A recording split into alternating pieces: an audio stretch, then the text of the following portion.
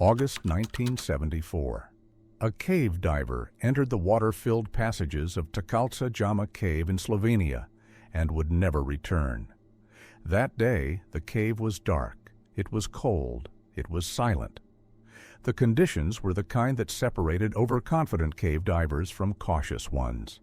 Janko Petkovšek wasn't there to give up. He was there to explore.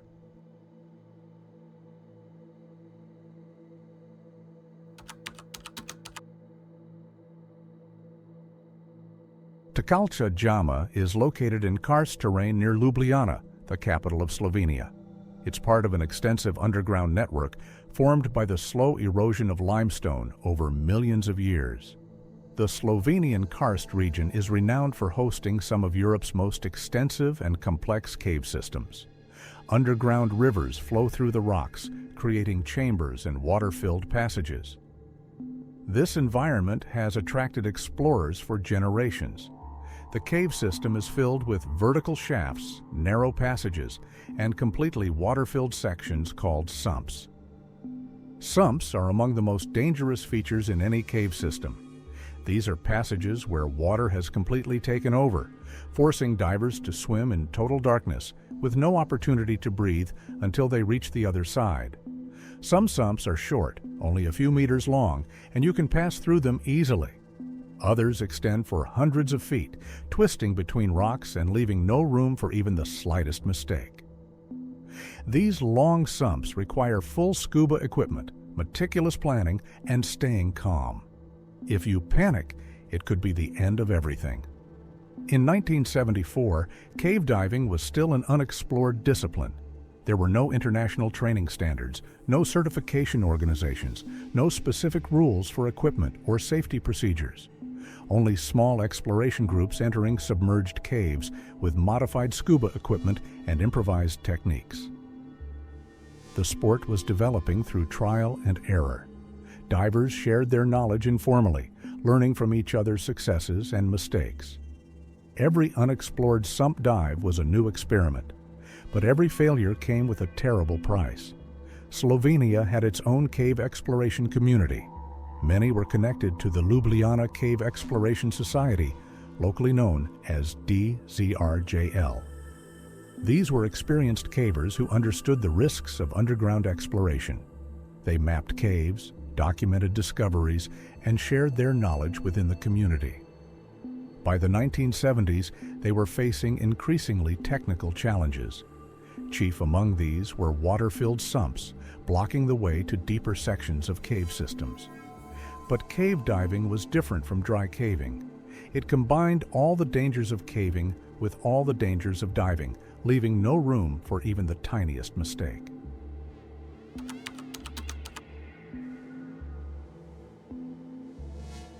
Janko Petkovšek was not a member of the Ljubljana Cave Exploration Society, but he was connected to the caving community.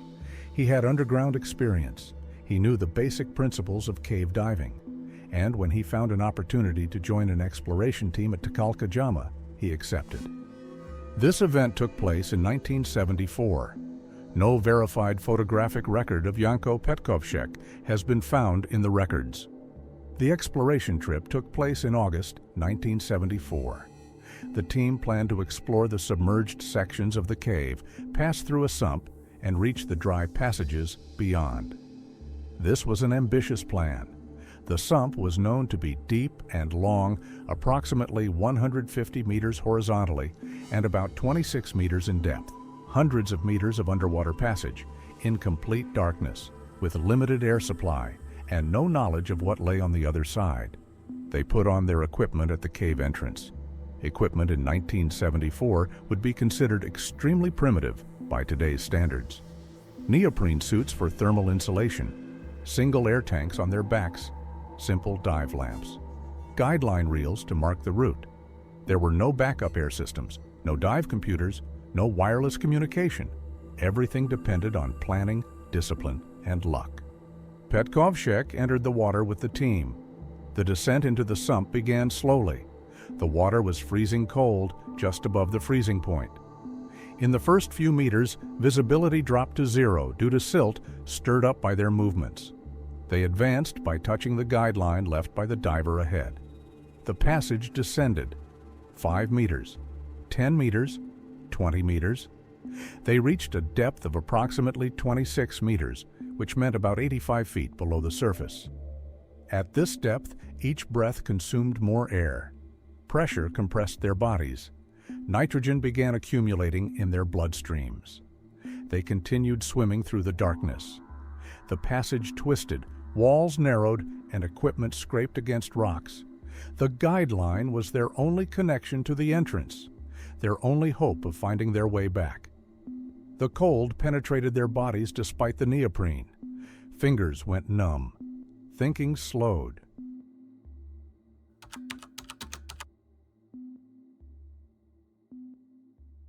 Somewhere in the sump, Petkovšek lost contact with the team.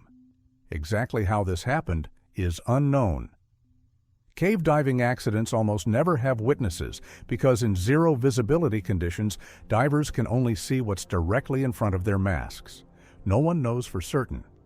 Possibilities include equipment failure, losing his way in the darkness, taking a wrong turn at a junction in the passage, or panicking and swimming in the wrong direction.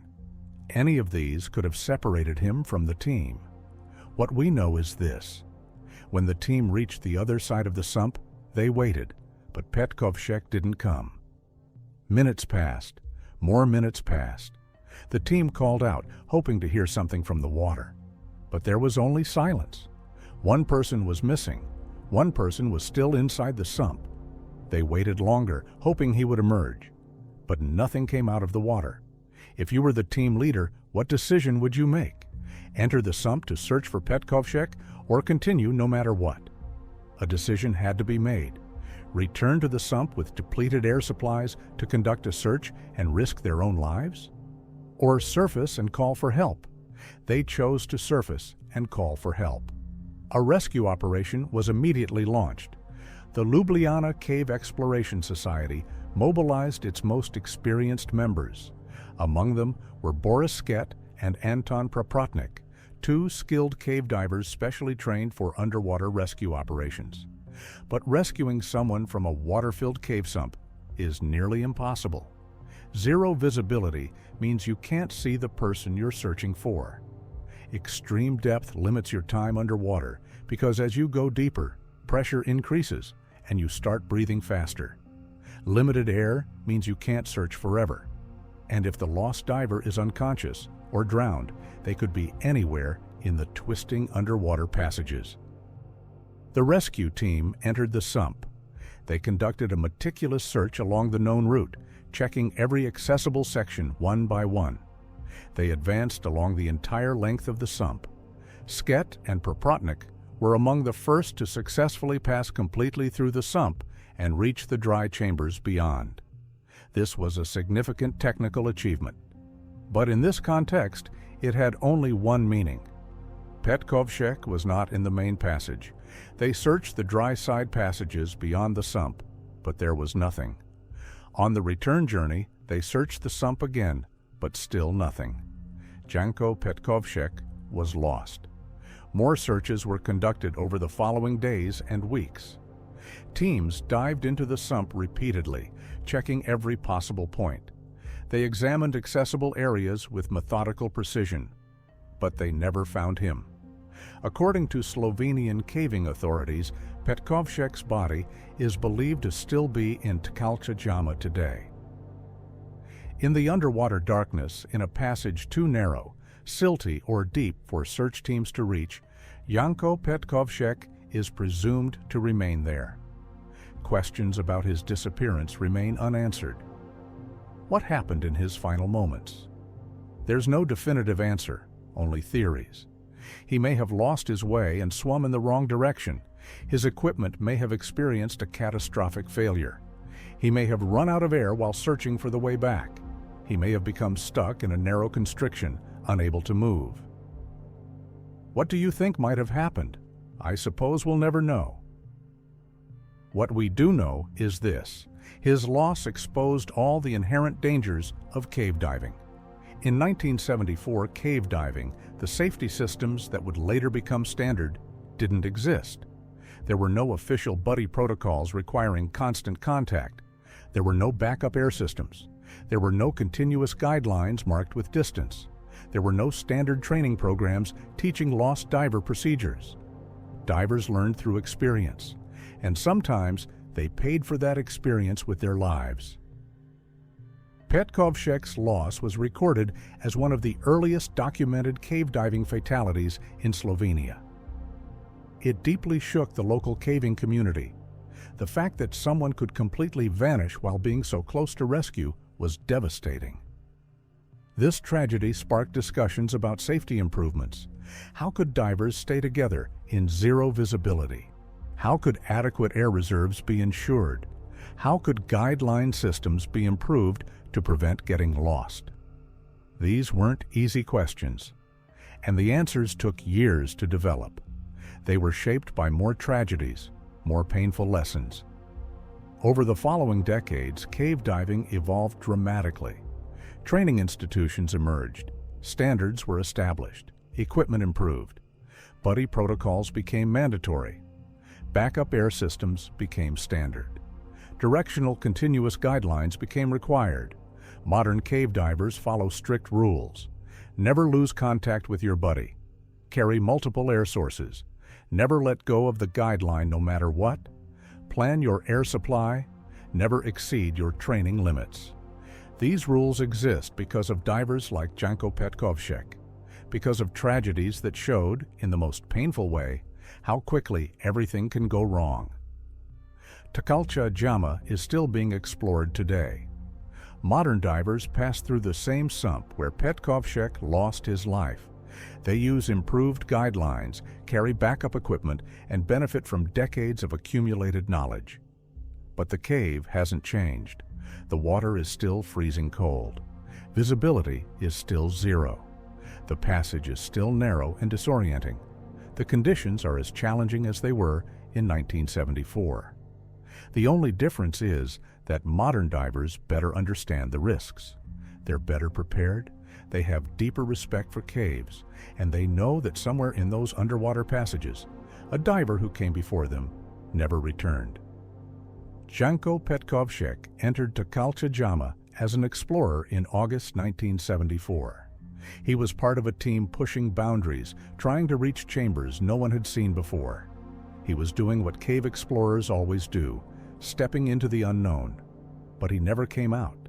His body was never found. There was no funeral, no burial, no final goodbye. He vanished into the cave, merging with the darkness he was trying to explore.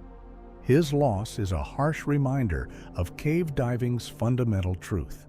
The cave doesn't forgive mistakes. It doesn't give second chances. It doesn't care about your experience, your courage, or your determination. When things go wrong in a water-filled cave, you have minutes to solve the problem, sometimes even less. And if you can't solve it, the cave takes you. Tkalca Jama is believed to still hold Janko Petkovšek inside, but not every cave incident ends the same way. Because in some cases, mistakes noticed in time, proper equipment, and organized intervention can completely change the outcome. The cave incident that occurred in Alabama years later was an example of this. This time, rescuers intervened before the cave completely swallowed someone. Conditions were difficult, risk was high, and there was no margin for error. But this incident showed that caves don't always end in death, that sometimes there's only a line separated by seconds. But this cave disaster will be featured in the next video. That's all for now.